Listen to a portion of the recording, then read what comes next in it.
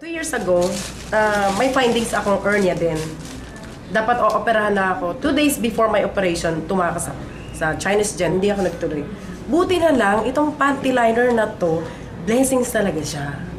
Kasi siya yung nag-start na symptoms ko na mag-discharge ako ng yellowish at iba ang smell. Then talaga may pain ako. At biruin nyo, November 1, I can't even bend my knees like that. Talagang yung grabing pain. Ganyan ako sa window ng Victory. Yan talaga hawakan mo kasi yung pain, grabe na talaga. So nag-start ako noon, November 6, tumakbo na ako sa doctor. The first one, nagkamali ako ng punta, internist ang napuntahan ko.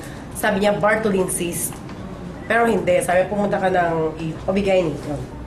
Ito na po yun. Ang nakita niya is masyadong makapal ang aking lining. Yung mattress ko, parang mattress ng 90 years old.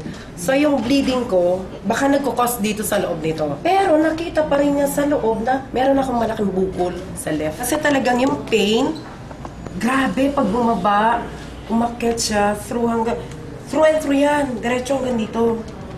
Then nakita din sa kanan ko, meron din ako cyst. So sabi niya, after 2 weeks, bumalik ka sa akin. Yung bleeding, titingnan natin kung saan nanggagaling. Schedule ako for RASPA. Baka kasi andito yung nagkukos ng bleeding. So, noong 29, naka 2 weeks na akong gamit ng panty liner natin. 29 ang hapon, sinundo ako ng mister ko sa room. Talagang ganyan, hawak-hawak ko yung puson ko. Napakasakit. Tapos todo yung kirot. Nakabaluktot talaga ako.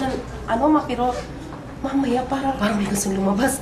Tapos pumunta ako ng CR. Kasi nung makita ko, bigla, plok, gumano. Sabi ko, teka, yun? Baka matris kayong lumabas. Pagtingin, shit, sabi ko, yung napuno halos yung niya, bowl ng ganyan.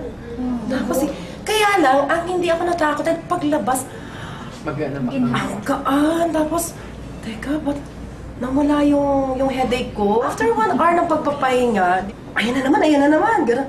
Kambal yata yan, sabi niya. Tapos, pagbalik ko, another plok. Kaya lang yung time na yun, medyo nervous ako. So, nakiramdam ako kung magbi-bleed ako. So, naiga ako ulit. Kaya lang, here's another one. Inangat ko siya ng brush. Pagtingin, kasi talaga is yung buong-buo. Ikinaganon ko ng, hindi siya makalag. Tapos meron siyang maliliit ng kula-kulay. Ang size nito, ganito siya talaga pag nilagay mo sa nasa garapon po ito. Tingnan nyo, sabi ko, ito yung lumabas sa akin through the van eye. So makita nila ito, naku talagang na-shock sila kasi nakita nila yung panghihina ko before and as in 2 weeks, latan-lata ako, suka ako ng suka, which is hindi ako naglilihik. Yung pala, cause na yun, nagiging weak na yung immune system, tapos yung hyperacidity, grabe na siya. Blessing siya kasi ang work ng negative ion, ipupull out niya kung ano yung bad elements inside your body. Siya yung tutulong na maglabas ng virus sa katawan mo.